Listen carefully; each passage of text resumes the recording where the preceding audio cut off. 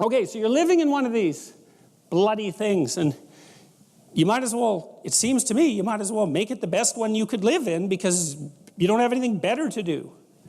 Now, if you don't do that, if you don't do it consciously, and this is what the psychoanalysts pointed out, is that you have innumerable quasi-autonomous subsystems that make you up, that will generate stories impulsively, and you'll just act them out. And you know that because you watch yourself over 2 weeks and you think, Jesus, I did a lot of stupid things in the last 2 weeks.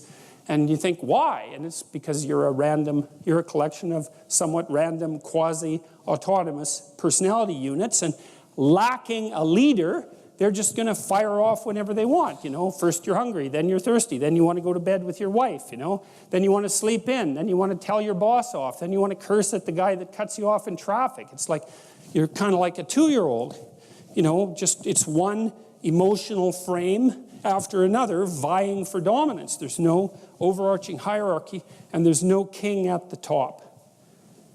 And so, you know, we already talked about pyramids of competence, and what's supposed to be at the top is you want to bring all those things together. We understand this neurologically. I'll show you some of that in a little bit. We understand this neurologically, how this maps in some sense right onto the neural structure of your being. You want to put something in control, and the thing that you should put in control is the bloody thing that pays attention and learns, right? Everything else in the hierarchy should be subordinate to the thing that pays attention and learns. And you could think, well, that's the message of the idea of logos. That's for sure, because logos is partly attention and partly communication. And you learn a lot by communicating with others. Okay, so you need to know where you are. Just like your GPS, which is about the closest thing we have to an intelligent cybernetic system. Those GPSs in your cars, those bloody things are pretty smart because they know where you are, they know where you're going, and if you go off course, they recalculate your route. It's like those things are damn near alive. That's so close to intelligence. And you can tell that because they act intelligently. They solve problems continually.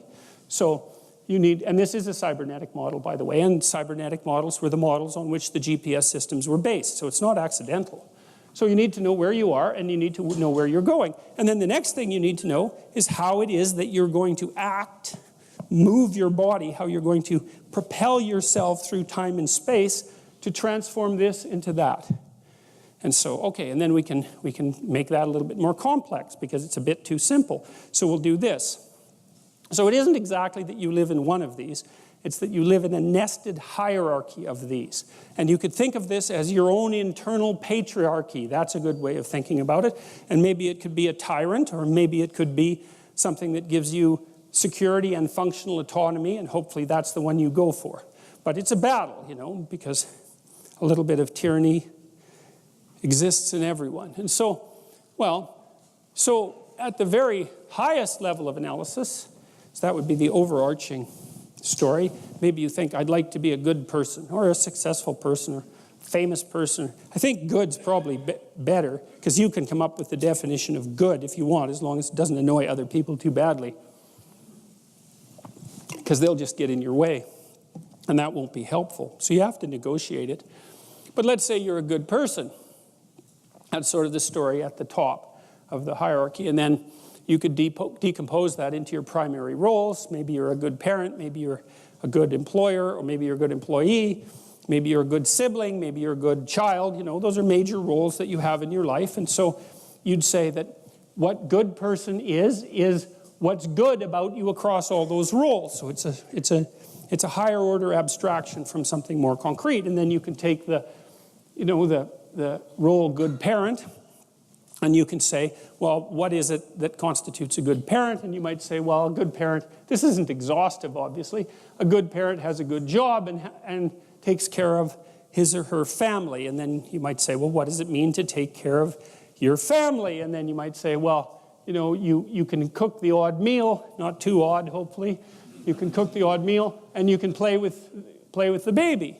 And then you might say, well, how do you play with a baby? And then you might say, well, you play peekaboo with the baby, or you tickle the baby. Okay, well, there's a cool shift there, because this is all articulated and conceptual, right? Right down to this level, and then all of a sudden it's your body. Because how do you play peekaboo with a baby? you don't like have a chat about how you play peekaboo with a baby, right? You go like this. It's quite fun. You could even do it with older people. They even smile about it, right? It's Dad's gone, and the baby's all shocked to death about that. Where'd he go? Oh, look, he's back. You know, the baby is playing with the reliability of the world, so it's a real intense game for a baby. It's like, it's like, oh no, Dad's gone. Oh, look, he showed up again. Oh no, he's gone. And then Dad's smiling to indicate that those brief flashes into non-existence aren't existentially terrifying beyond capacity, right? And so, but the point is that if you're playing peekaboo with a baby, you're not thinking anymore. It's not in the realm of articulation or abstraction. It's actually something that you're doing with your body. And so to me, this is a nice multi-stage solution to the mind-body problem, because what happens is that the higher order of abstraction, it's articulated and conceptual. But if you decompose it sufficiently, you end up with an actual action, and the action involves the movement of musculature. It's not something conceptual. And one of the things that's really cool about this hierarchy is that it has educational lessons. So one of the things you want to do if you're trying to teach someone something, even yourself, is you want to specify the thing that needs to be doing at the highest resolution possible level. So I'll give you just a brief example. So let's say, I may be repeating this, but it doesn't matter. Say you've got a 3-year-old kid and their room is chaos, right? There's monsters are going to be coming out under the bed in no time flat, unless that room gets some order in it. And so you tell the kid, clean up the room. You know, it's a mess. And you leave and you come back and the kid's like throwing Legos everywhere. They're not cleaning up. And then you think, that's a bad kid. That's a bad theory, eh? Because you're going right from here to here. And if you want to have a good fight with someone and destroy them, then that's what you do. You don't bother with the subtleties down here. You just go right for the jugular. It's like you're a bad, stupid kid. You've always been that way. You're hopeless. There's not a chance of teaching you anything, right? And that way you can nail the past, the present, and the future all in the same insult. You've always been a terrible person. There's no teaching you, and your future's going to be exactly the same way. Then the only thing the person can do, if you do that to them, is hit you. Because that's it. There's no coming back from that. You've boxed them completely in. So if you want to have a really unproductive argument, you go right for this. Past, present, and future, you're not a good person. Demolish their entire conceptual structure and expose them completely naked to chaos. It's like, great, you won the argument. It's not a good thing to do to your long-term partner, let's say, unless you want them terrified out of their skull and characterized, and their attitude towards you characterized by non-stop extreme resentment. It's probably not going to do your love life a hell of a lot of good, for example. So with the 3-year-old, maybe what you do is you say, you pick the level of analysis at which they're actually functioning, and you say, and this is something you can do if you pay attention to a kid, and lots of people won't pay attention to children because they're terrified of them.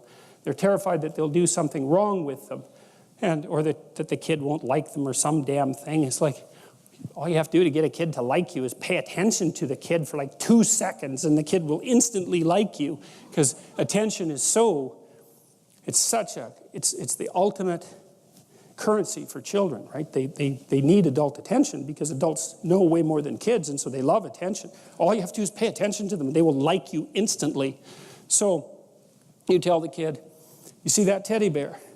The kid goes, yes. Then you've established that the child has mastered the art of perceiving a teddy bear. Because they can say, yes, it's a complicated thing, man. It's like a 6-month-old isn't going to do that. 3-month-old has got the whole teddy bear identification subroutine automatized. So, teddy bear, yes. Can you pick it up? Yes. Pat, pat, pat. Good work. Do you see the hole on that shelf? Yes. Can you put the teddy bear in that hole? Yes. Go over and do that. Pat, pat, pat. Great. Okay, now we'll do thing number 2, thing number 3. So you're building up the micro routines of cleaning up the room from the bottom up, right? You're building it into their body because you're starting with the things they've already automatized and building upwards towards abstraction. And so once the kid has all the micro routines down, and maybe there's I don't know, how many micro routines are there to clean up your room? 200? Like, a lot, but not an infinite number. So you teach them all the micro routines, and then you can say, run set of micro routines, which means clean up room, and then they can do it. They know what it means. So, but you do the building from the bottom up. And lots of times when you're arguing with someone that you live with and hypothetically love, although those two things are hard to get together in the same relationship, what you want to do is assume stupidity before you assume total malevolence. That's a good rule of thumb for establishing peace. So maybe if your partner won't do something, well, maybe there's something going on up here, but you might want to assume to begin with that they actually just don't know how to do it, and you need to decompose it. So maybe there's a way you want to be greeted when you come home, because you're going to come home every day probably, and maybe that's a 5-minute interaction or a 10-minute interaction. So that's an hour a week or 4 hours a month or 50 hours a year or one solid work week of coming home interactions, right? All you have to do is get 50 interactions like that right, and you've got your relationship sorted out. That's something that's really worth thinking about, because that's it. You just don't have that much time, right? Get the meals sorted out. That's about 5 hours a day. Get your sleeping time arrangements sorted out. Get the fundamental interactions that you repeat with your partner worked out voluntarily and negotiated. You're going to cover 80% of your life that way, and then it can just run as a routine. And that's really helpful. And if you don't do that consciously, especially because our roles have fragmented and most of the traditional roles have disappeared, and so nobody knows who the hell is supposed to do what in the kitchen, for example. So nobody does anything except bitch and fight and make wretched meals or buy fast food or something like that. So, you know, the alternative to that catastrophic failure or continual resentment and fighting is to rebuild the structures from the bottom up using consensus and negotiation.